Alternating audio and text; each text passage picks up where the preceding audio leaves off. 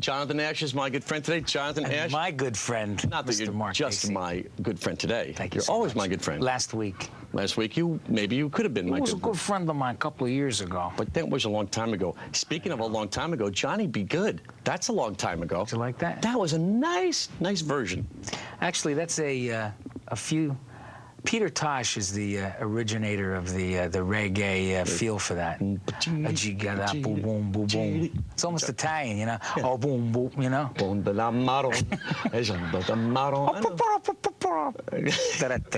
that's an old tune, but it was nice. It sounded fresh. It sounded new. Yeah. It sounded groovy. It's a lovely feel. You look great. I love this vest. This is a This is the 90s my look. grandmother had a couch she got rid of and we cut it out.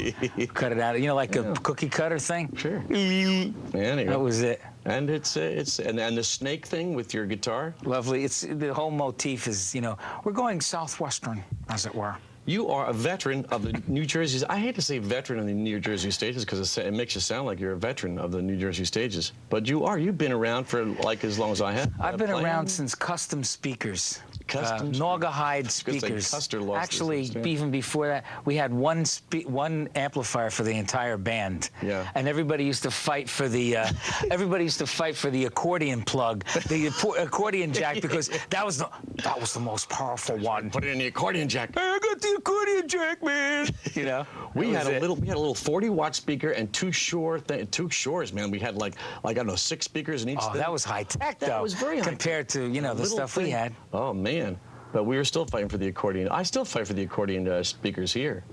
May I yes? interject at this Please. juncture? I wish you would. I would like to say thank you for bringing me onto your show, and I have a gift. A couple of gifts, actually, your choice of a couple of beautiful keychains. Ah.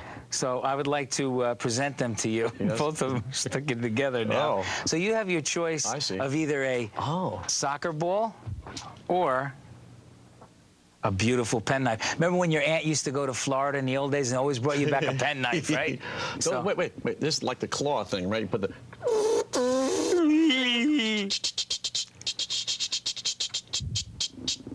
No, I want the knife. But you never get the knife because it was always embedded in the bottom of the... Never get any of those toys, ever. I saw one guy in my whole life This is got very one. nice. You like that? I love this thing, in fact. A fine new pen You knife. could even have the soccer ball. This is Saturn, and for Pisces guys, I'll tell you, the closer you get to Saturn, it's trining, and by the year 2000, I think we'll be in like a split Naugahyde with Saturn and Venus. And would you why? I don't know. You're the president of the company. Are you still breaking things Sorry. on, at gigs? You know, it's funny. That goes really far back. When I was a kid, my aunt bought me. Taking both of them. She bought me a tool set. You know, one of those little red boxes with like all the tools in it. So one time we're eating dinner, and they caught me underneath the table, sawing the kitchen legs off the table. So it all kind of evolved from that. Anything that, like my first guitar was a plastic guitar. So. I really outgrew it after a couple of weeks, and I had my sister jump on it so I could get a new one. And I said, "Come over here." You had to do that. Come over here and jump on my guitar so I could get a new one, because those plastic ones, they didn't last that long, and never stayed in tune. No, they never did. Those are M&Es, little It wasn't M&E. You're right. Yeah, because I had one, and I found my second guitar, which was like, I don't know, it was like a Goya or something. It was really, so I found... Goya, well, that's the beans, too, right? You got a can of beans with that. You got a can of beans and a label, and it was like... And then you plug the guitar into the beans, because that was actually an amplifier. And later like on, the old Silvertones. And later on, you had some percussion. There's 3 guys in the whole world that know about this. You know what I mean? And well, anyway, I found it about 5 years ago, before the Dirt Club closed, and I came out with my band, and I was playing it, and I took it off. It was like $12 guitar. It had a big pillar in the middle of the Dirt Club where you used to play.